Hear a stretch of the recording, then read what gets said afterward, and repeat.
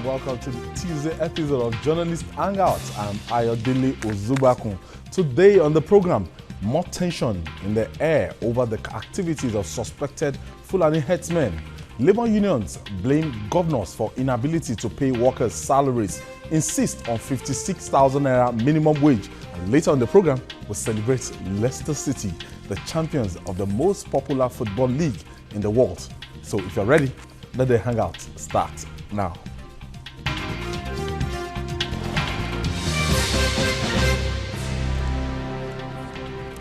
All right, they have been called many names: Fulani herdsmen, Fulani militia, and others, but nobody could say for sure the true identity of this new set of killers attacking farming communities in different parts of Nigeria and tearing villages apart.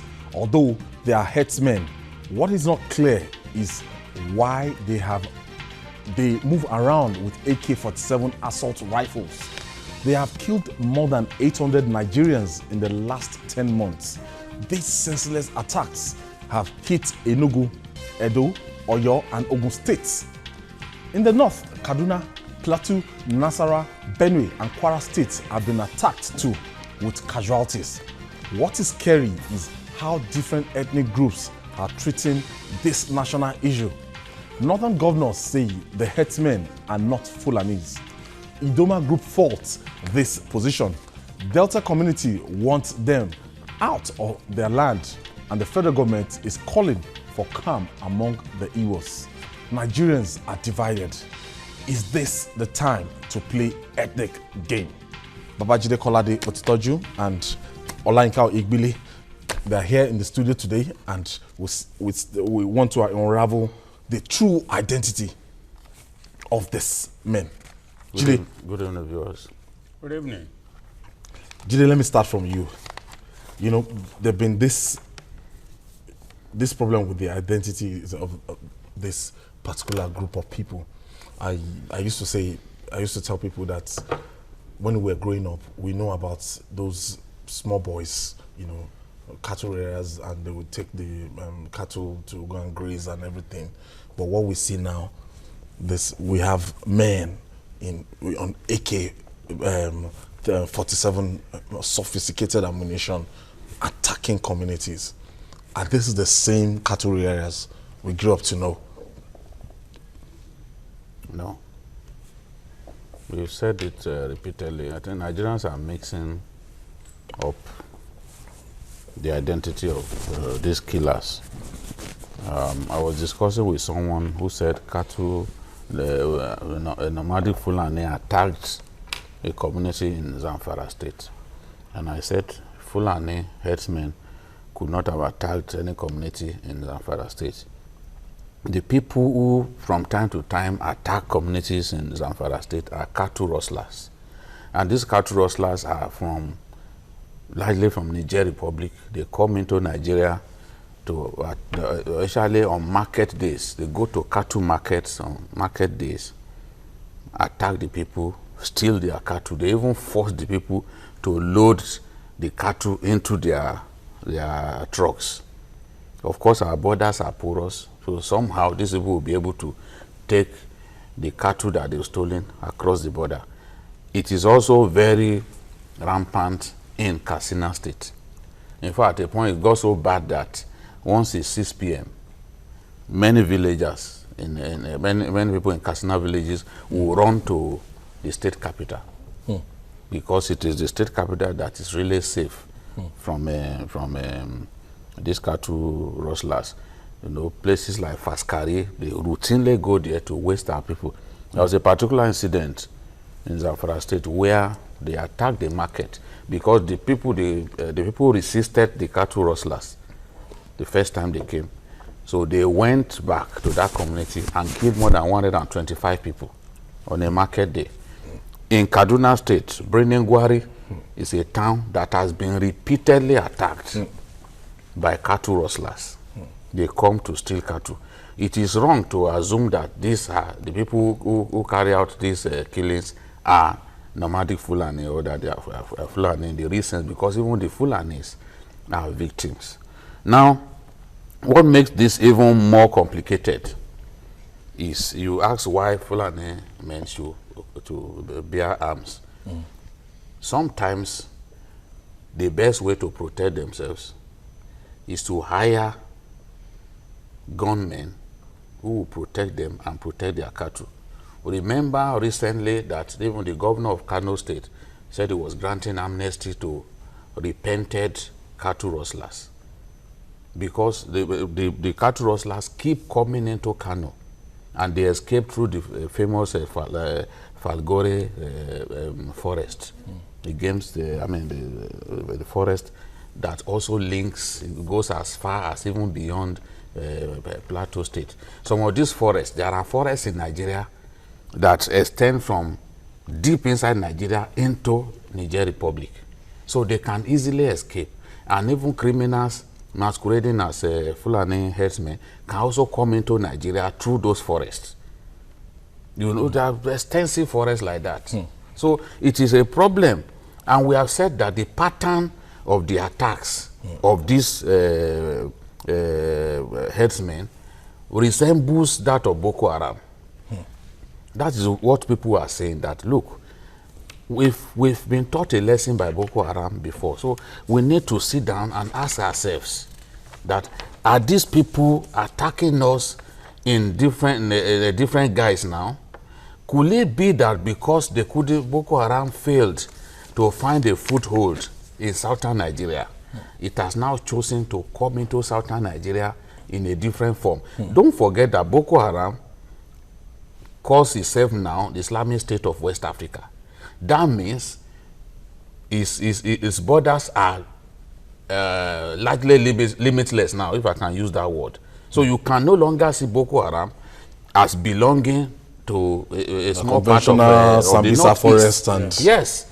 So because since they've got affiliated to ISIS, their tentacles have been stretched. So they can operate in any part of Nigeria or any part of West Africa. In fact, some of the attacks that have taken place along some of the African, coastal communities are already being blamed on Boko Haram because ISIS has an affiliate in this part of the world now.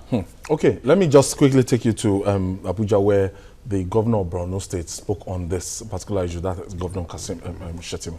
For the northern governors. We wish to condemn in unequivocal terms the unfortunate killings in Enugu and other parts of the country.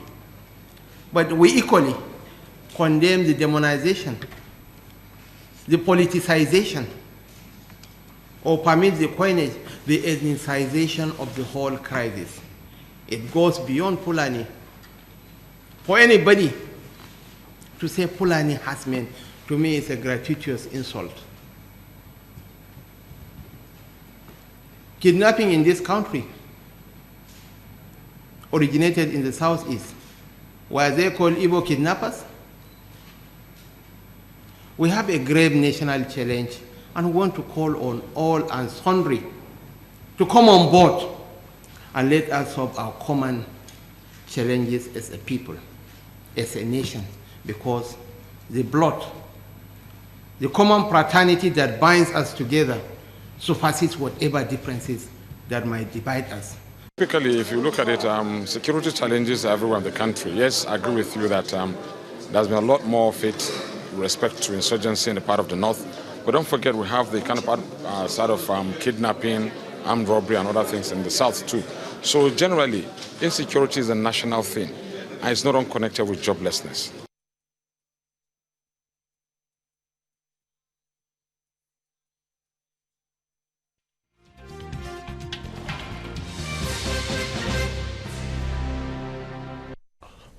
Governor, chairman of the Northern Governors Forum, that is Governor Kashim Shettima, speaking on this problem.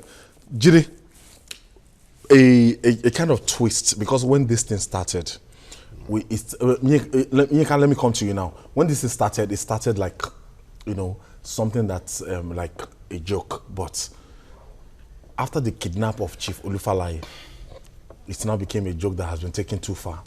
And they went after his OPC guard, and that same that same man, the guard, they returned there and they killed the man. They killed his guard, and since that time, it has been Enugu. It has been one city, one community, and the other, especially in the south. What do you think is happening? I think, with respect to the governor of Borno State and the chairman of Northern Governors Forum, he called those who are saying they are Fulani herdsmen, he said is a gratuitous insult. And he also held his own insult by saying that Kidnapping started in the south. In the southeast. Which is not even true. The truth of the matter is that this matter has gone beyond blaming one region or one part of the country for this and for that. He said we have. Let me place the devil's advocate here. Yes. I think he's just referring to, you know, especially some of our brothers in the south that have been saying that these people are Fulani people, and because they are Fulani people, the president has kept quiet. Look, this thing is, the reaction of the victims is normal. If anything happens, and you look at either the dressing or the language or their mannerisms, you quickly conclude that they are from this part of the country. So, for the victims, they are pointing at what they suspect or who they suspect are the aggressors or the perpetrators. For leaders, what leaders need to do is to come and talk very calmly. Yeah. I think what the governor has done is inflaming more passion. Because now you are saying that tomorrow the Southeast leaders, they will come, they will take exception to what you have said. So what we are saying kidnapping did not start in our region. Exactly. We are now going to leave the problem and we start playing ethnic. Exactly. Now, this is the same way the Boko Haram issue started.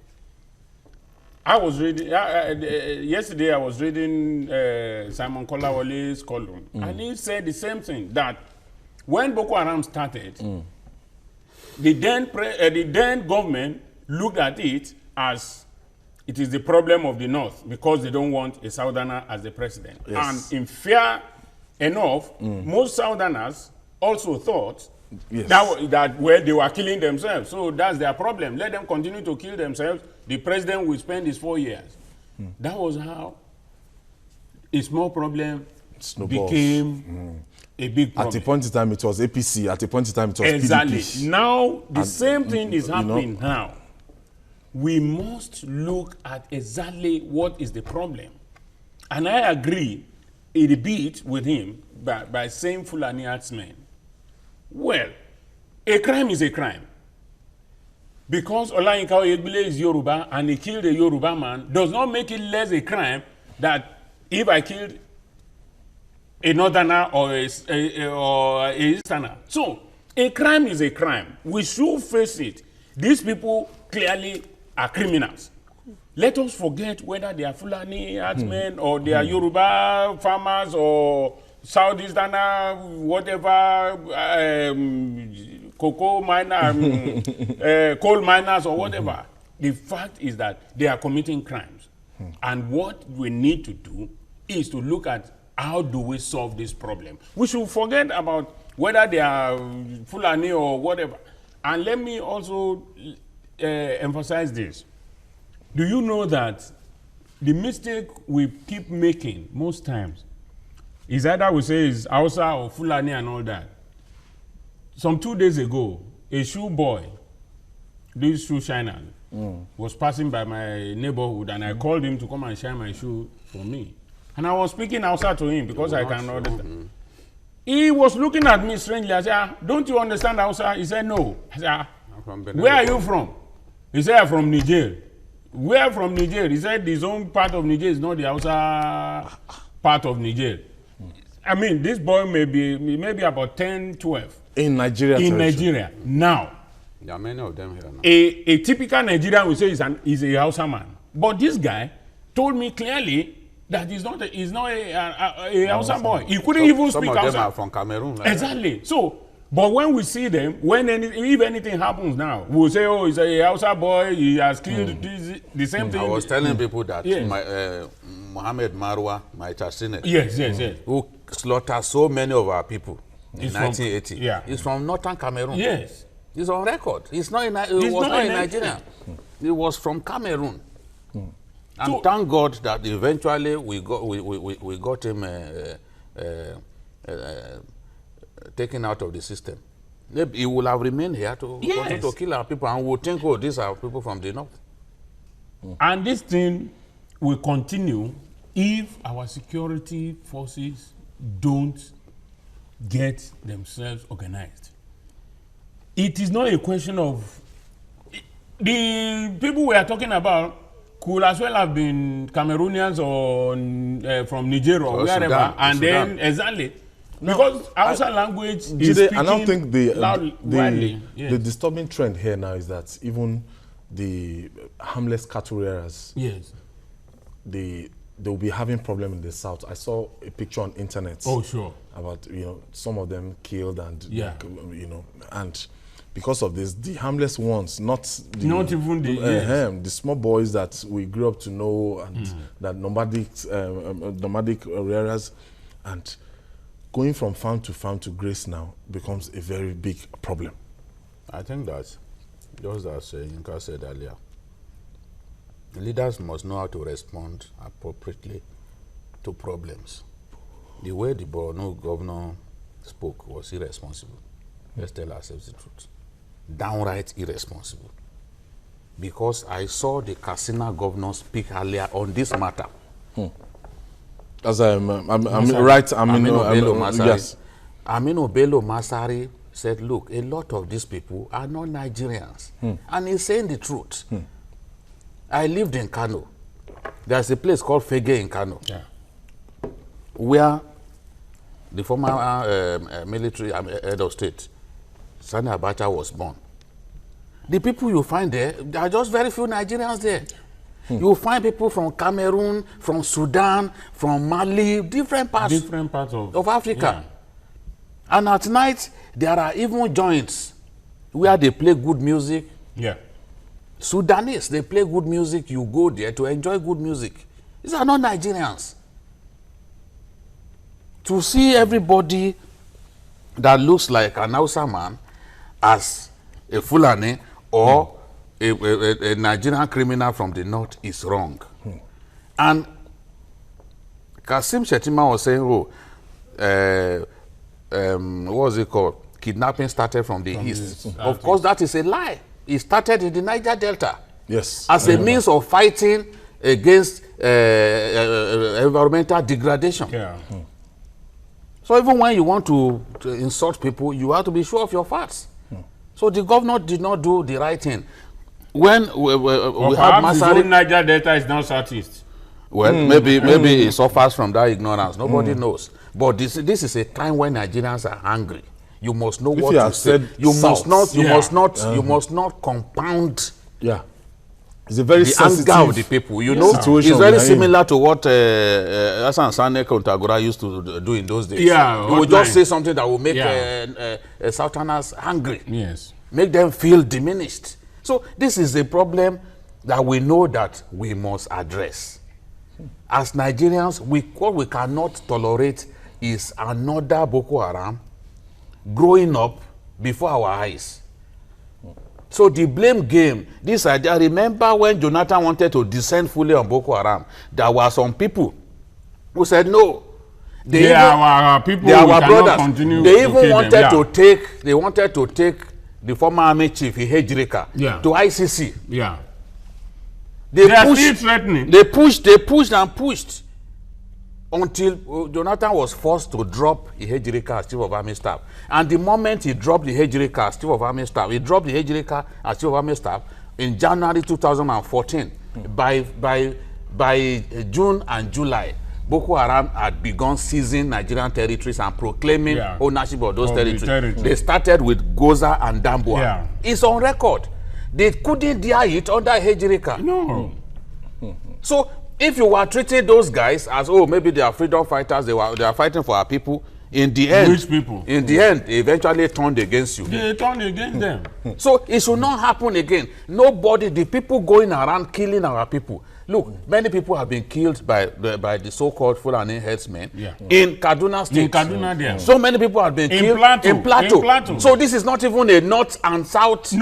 It's not. We must deal with criminals who are making life difficult for fellow Nigerians. That is the way we should see it. Simple. They've struck in Nasarawa, they've struck in different places. And the truth is that we have porous borders all around. Yes. And these people, we don't know where they might come from. I'm happy that today the president again said, reiterated his directive that the Nigerian security agencies must crush these people who are killing. Now, so-called Fulani herdsmen, they've taken to even kidnapping people. They kidnapped the Auditor General in, I think, Anambra State. I'm telling you. And they took ransom. Okay, let me take my first caller for today. Additional is calling us. Hello, Additional. Hello. Thank you for hanging out with us. Additional from Yobe State. Oh, that's nice. Good evening. Good evening. Hello. Shino, go ahead with your contribution. Yesterday, I listened to your program when somebody on one of the ladies' shows. Okay. Go ahead, Shino. Said that the evidence that is so sure is the one that people witnessed when there was a conflict report about the people that carried the attacks in these villages are not Fulani herdsmen.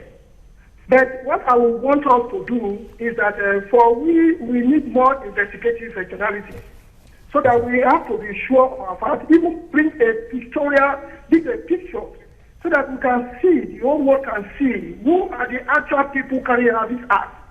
Too many attacks, many times occurring over and over again. I begin to wonder if Nigeria is the only country in the whole world. Why will we continue to have killings unimaginable at a very, very, very widespread like that, and there's nothing done about it? We cannot be sure of our fact, the real people who are carrying out this attack.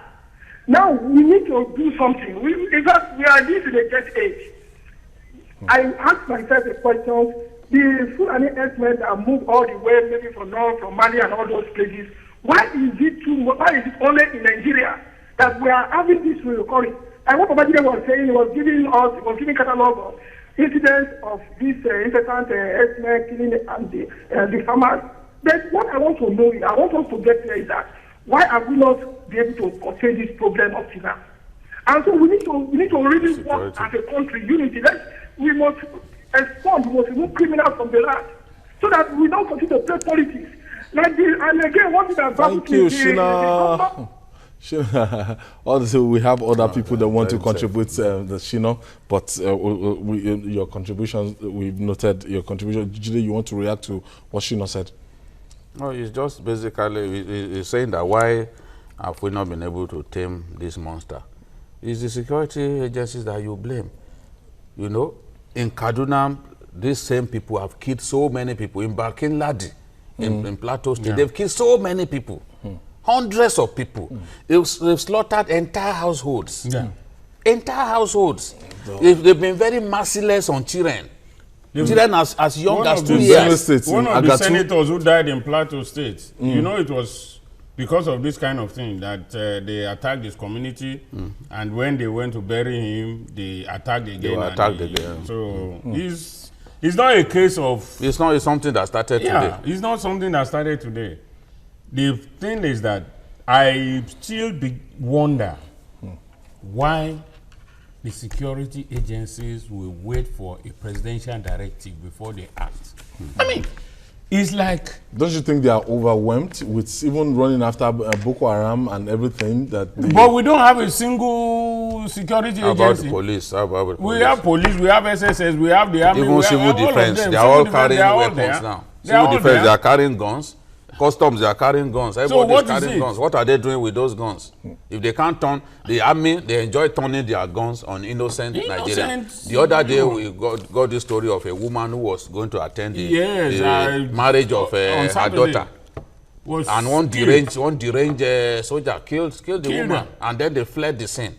So in anger, people set ablaze the So truck. why should They keep killing innocent Exactly. Nigerians as if they are above the law, as if they have two heads. The people that are really terrorizing the country or the You community, not kill them. you don't do anything to them. You It go is to innocent civilian. you go to the home of the Shiites in the dead of night and slaughter women and children, rather than turn your guns on the so-called Fulani herdsmen who are killing our people.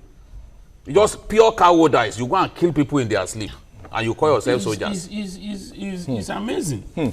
All right. When we return, the Nigerian Labour Congress blames the inability of states to pay workers' salaries on the recklessness of governors. Don't go away. We'll be right back.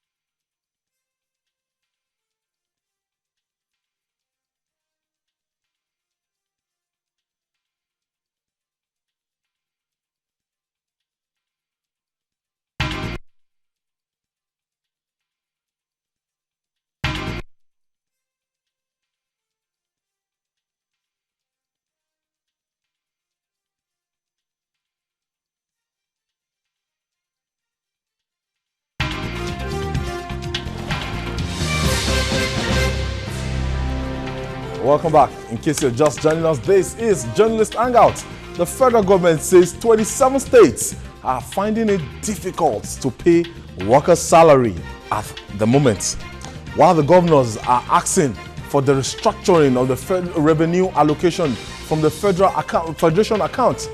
Nigerian labor unions blame them for mismanaging resources in their care. The unions insist that states have the capacity to sustain the proposed wage increment of 56,000 naira despite the current economic situation in the country. Is this the true state of things? Yiga? Yesterday, we started this thing yesterday, and instinctively I felt that my producer, this is not going to be the end of this 56,000 naira thing. It's going to go on and on and on. And if we're saying 27 states are finding it difficult, to pay workers' salaries, that the status quo antebellum is 18,000 naira now. How do they pay 56? Some governors like Shetima in Borno can't even pay 18,000.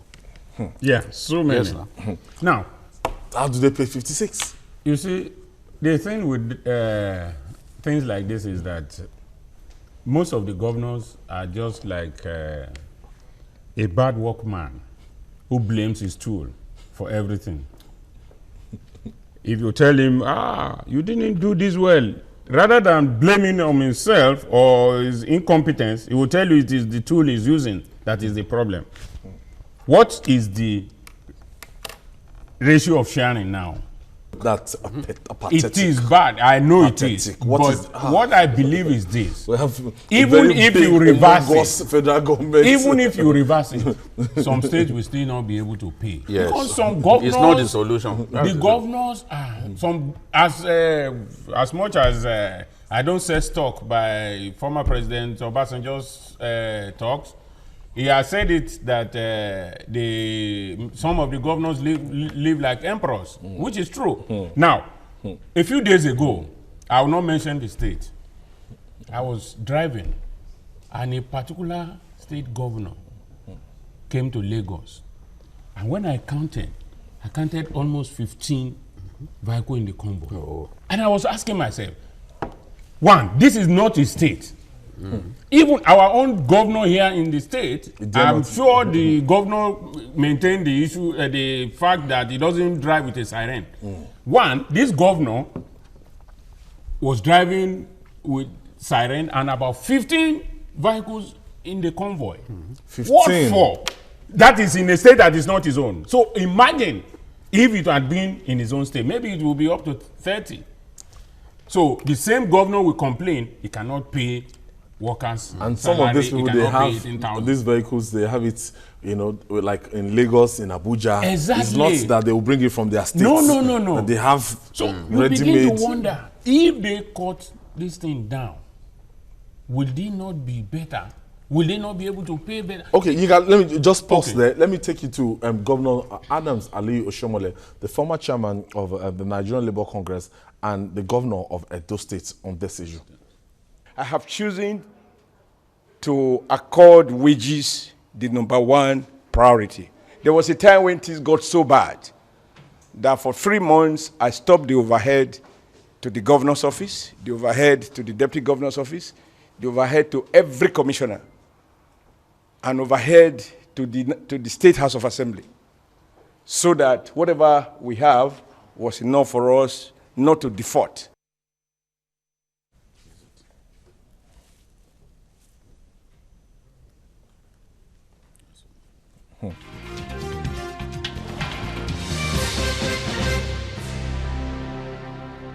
Welcome back. The former president of the Nigerian Labour Congress, Governor Adams Ali Oshomole there, and Wahid Odushere is just joining us. Wahid Bakare is just joining us from the Daily Telegraph. Wahid, I'm sure you've been following the flow. Yeah. If 27 state governors are finding it difficult to pay 18,000 naira minimum wage, and the Nigerian Labour Congress, you know, following the normal collective bargaining thing, saying that 5 years this minimum wage will be reviewed, and it's 5 years, and it's time to review the national minimum wage to 56,000 naira. How realistic is this demand? Well, it is not realistic in view of the economic downturn of Nigeria as it is today. You know, we are talking of 27 states that cannot pay minimum of 18,000 naira. How possible will it be for them to now pay 56,000 naira? I cannot say I don't see that possibility for now, because of the fact that, you know, most of them, they depend on the federal government to survive. And we all know that we operate a monolithic economy that largely depends on oil. And we all know what is happening to oil in the international market now. So where will they get that money from? I don't think it is possible for now, except if they want to end up creating problem for themselves. For instance, two options. They might decide to go for the 56,000 naira and downsize drastically. Where to downsize now will be an additional problem. I will have preferred a situation whereby if they can look for a way of, if they can find a palliative measure, which they can give workers, maybe in terms of full subsidy. You know, but for them to say they want to pay 56,000 naira now is not realistic. Where will the money come from? We spoke about it yesterday. And we were saying that the inflation rates now, nothing is static. That it will take somebody that is dishonest to be satisfied with 18,000 naira monthly. Our transportation, cost of living, the market you go to, what will you do with 18,000 naira legitimate income? See, the question to ask is, were the labor leaders right when they said these governors wasteful nature is the reason why we are in this mess? I agree that the nation is in dire straits economically, but the actions of those governors, to me, will suggest to you that if only they will show some sense of responsibility, honestly, there will be an improvement in this situation. You want workers to come to work, you refuse to pay them. The most wicked of all the governors are the governors who have chosen not to even pay, even if it's half salary. You just refuse to pay. If this month what you got was not enough, at least you could say, okay, let me pay 50%. Next month I'll balance That way you are reducing the number of months. But every month you collect allocation and you refuse to pay. And every month you give yourself your illegal security vote that nobody audits. You go around with long convoys, as my brother said earlier. Let me take you up there. If Anaya Fayoshe is coming out to say that the wage bill for workers is 2.8 billion naira, yes, and he got 1.2 billion naira, yes, this month, how do you want him to do it? He should, and the next month, out of what he got, and that out of 1.2 billion naira, the next month he might get 1 billion naira. Out of whatever he gets, let him get 1 naira. Exactly. I don't care what he gets. From what he gets, he was paying before. Suddenly you found a convenient excuse that this thing is not enough to go around. Then you don't pay at all. No. It's a very responsible thing that they are doing. They should be able to say, okay, look, this is the system that I've devised. We'll pay, even if it's junior workers that you first take care of. Yeah. The rest of them, like the senior staff cadre, you can say, okay, senior cadre, I want to pay you just 50%. Yeah. I tell you, if they do that, they won't be owing workers about 5 months. Yes. Or your state is owing 5 months now. How do you stand before your workers and say you are owing them 5 months? That's why most of them couldn't attend the May Day. Now let's go back. Let's go back to their wasteful nature, because I'm really interested in their wasteful nature. Exactly. These governors continue to travel abroad. Yes. Meaningless trips. In search of they say they are looking for investors who will come and invest in your state.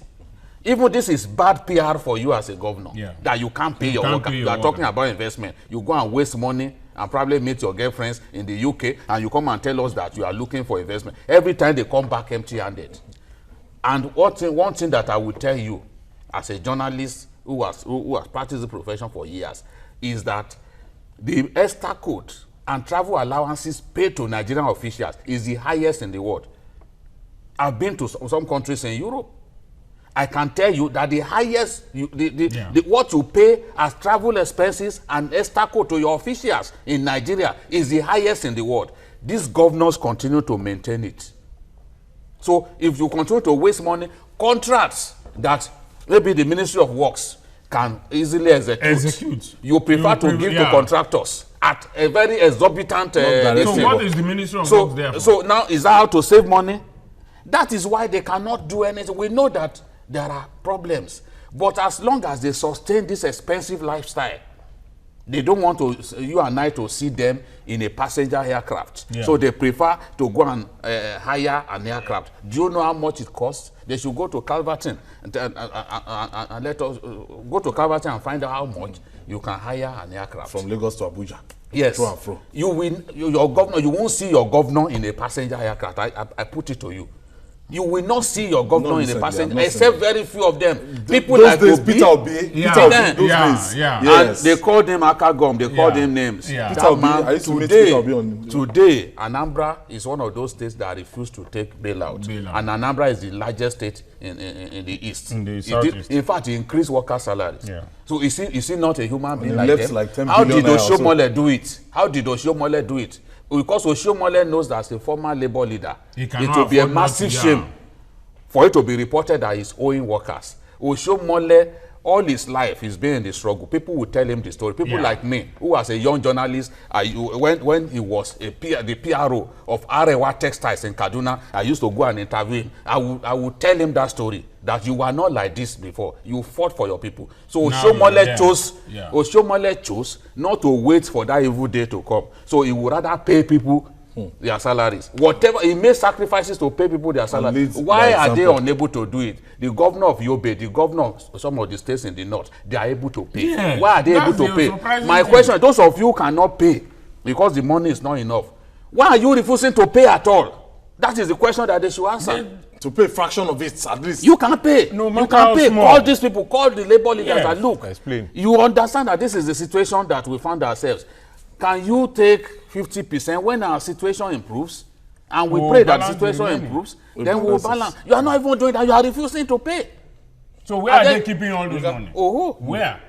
Where are they keeping bailouts? They squandered the bailouts. In spite of the bailout, some of them are owing up to 5 months now. And as at last month, I think the removal of the bailout was even suspended. Yes. You know, the money that the federal government were meant to be removing from the source. Yes. They gave them that 1 month moratorium. I said it on this program. Balance. I said if Buhari builds houses for governors in the sky, they will still be asking him for more. There is no amount of money that you can give them as long as they sustain this wasteful. They should, you know what they wanted. Thank God we have. That was what they were doing to Jonathan. Every time they were asking, "Where share this money?" And the same people are abusing him today. Thank God we have a president who is strong, who cannot be pushed around. How many of these governors, and find out, even your own governor, how many of them have already domesticated this TSA idea? How many Nigerian governors?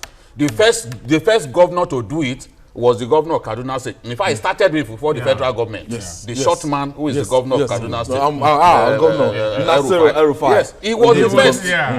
And you know how much he saved and how many governors? Let them answer the question. How many governors today have adopted the TSA? Because the TSA would even affect them. It will affect them.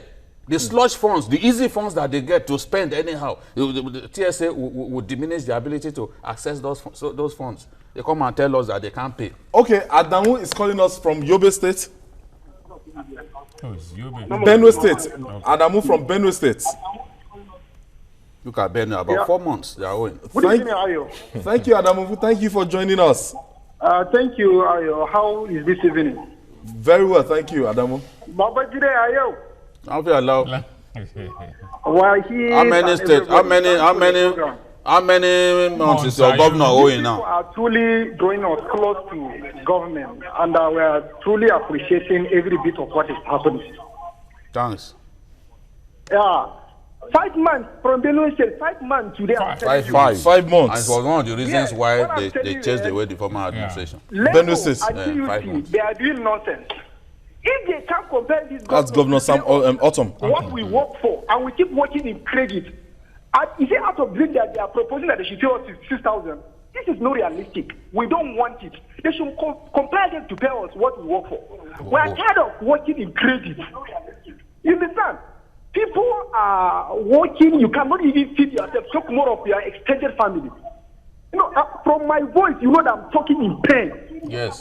You know, I don't know how to define it. They are just wasting time. We don't want the 6,000. I'm working for state government, you know. They should compel them to pay us what they are owing us right now. That is my summation. You know, I'm talking out of pain. Sorry, Adamu. Thank you all. Thank you, Adamu. Thank you, Adamu. Wahid. You know, when the Hausa man feels cheated and doesn't know what to do, we say Allah Isa. Just like the Yoruba man, we say Wahid, leaving this one now, before we leave this particular topic, Wahid, when you look at the economic situation of the country now, and when you look at what these governors are facing, I don't want to believe it that when they all, adjust their lifestyles, cut down their spendings, and, they adjust to the new austerity measure in town, they will be able to pay minimum wage, which is 18,000. I don't want to believe absolutely that. No, the problem is not that they can't pay minimum wage. Only a few of them are complaining about the minimum wage. In fact, Borno State is only a part of the state that has not paid the minimum wage. It is that they can't pay salary across board. That is the problem. It's not minimum wage. They can't pay salary across board, which is a statutory responsibility every month to pay salary. So they can't pay it. So do you think when they cut down their lifestyle, the economic situation and the reality on ground will still be able to pay their salaries? Are you talking of the increment now? Or no, the status quo. Of course, they should be able to pay that. But I think it's also an opportunity for all the governors to learn a lesson. They should do away with this populist agenda. Situation whereby when you are coming on board, you promise all manners of employment. When you employ people, you know the fact that these are states that cannot on their own generate enough revenue. Yes, I listened to Governor Rocha Sokorocha the last time. He said his predecessor, before he left there, his predecessor employed 10,000 people. Why do you have to do that? Government should concern itself with dying days of his administration. Enabling environment. Provide the environment. Civil servants. Once you provide the enabling environment, investors will come. Government don't have to bother about employing people. Why do you have to employ several thousands of people just because you want to satisfy the electorate? At the end of the day, you won't be able to pay. So what's the essence? The essence has been defeated. They don't have to be doing that all the time. You create all manner of employment. You have oh yes, you have oh no, you have so many. So it's sweepers Not everywhere. Again, we don't want to go to that particular. Okay, mail. So they should just stop. They should just stop it. They should stop employing people. A state that cannot generate. And funny enough, some people are still clamoring that more states should be created when the existing one. No, I think those When the existing one, they are not sustainable. Glorify local government. They are not sustainable. So why do you have to Those create ones more? are- So they should do away with that. That's fizzled out. I think sincerely, if the governors can cut down on their own lifestyle, even if Tell me about this lifestyle. What are they eating cows? I don't understand. When you say lifestyle, what are they spending? You already. You highlighted it, yes. Part of it is what we've spoken about. You know how many guest houses some government maintain? Guest houses all over the federation. But they create employment. Employment? How many people can you employ? How many people do you employ in a guest house? A guest house that you employ people and they even use the facility for other things. For bringing their own girlfriends. Yes. And then it's not revenue generating. You know why you're particular about this girlfriend? No, but it's No, you know, we Nigerians like women too much. It is true. We like women. The women, because we like women, some of us can't think straight. I'm telling you the truth. Let me receive this call from Adamu. Adamu is calling us from Niger State. Adamu? Today's the day of Adamu. It's been a while, Adamu. Hello, how are you today? Very well, Fine. very well. Yes, sir. How is everything doing? We are fine. Go ahead with your Niger. contribution. We are enjoying your program, and we want to express. Hello. Hello, Yeah, Adamu, go ahead. We want to express our dissatisfaction over the issue of our state not being able to pay salary.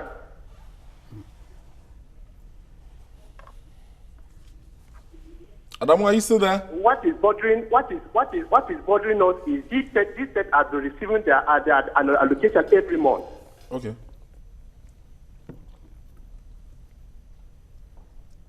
All right. I think we lost Adamu there. The bottom line is that when we look at this, we don't know, we are not sure if this security votes has been, they've cut down on the security votes and the purpose and justification for this security vote. Because if somebody is going home with 800 million, 500 million every month in the name of security votes, we don't know the justification. Unaccounted for. Unaccounted for. I understand that you don't, unaudited, nobody can probe These are this the people who crafted the 1999 Constitution. I can tell you, they are part of the problem with Nigeria. When Buhari came to power in 1983, he jailed governors for spending security votes recklessly. Yeah.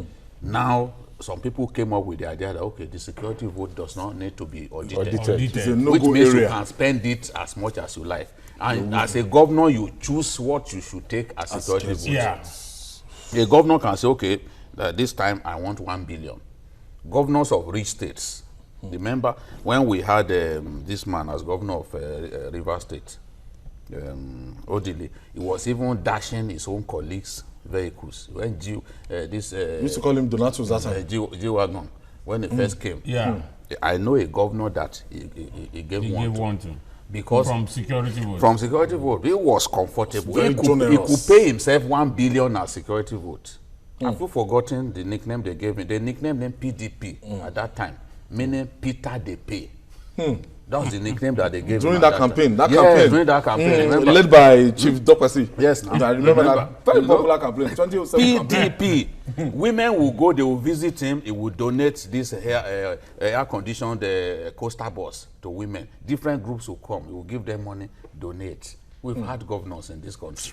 We've had governors. And the point that we are making is, look, let them even if they cut down on these expenses, these meaninless trips, let us see to what save will some be money. left. And if you remember a particular governor that was buying Mr. Biggs for 1 million naira. He said that's the one that I described as Nigeria's #1 for that Christmas. One of those governors of the South. You know, he's still there. Extremely cocky man. How can you give someone 1 million naira to go and buy eat Mr. Biggs? Mr. Biggs. They never knew I a see day you are- like this. Maybe you are you're going to closing buy down the whole the building. whole stock. They never knew a day like this would come. All right, we have a caller from Borno State. Usman. Hello, Usman. Hello. Thank you for hanging out with us. I'm fine. Yes, go ahead with your contribution, Usman. You people are doing a very well done job. I like your program. Thank you, Usman. I like the way the guy in white is speaking frankly to our leaders in Nigeria. Okay. Jide? Yeah. The one at your left hand. Oh, it looks white, but It's a mixture of color. Yes, I'm very happy the way he speaks the truth to our leaders. Thank you. I keep it up, please, as a young journalist. So, Really? please, you keep on telling them the truth. Very because young our journalist, state Jide. governors, they don't even hear how people are suffering in their various states. Thank you, Usman. Actually, we in Maiduguri, we know what is happening. And our state governors are just mismanaging our funds, doing whatever they want.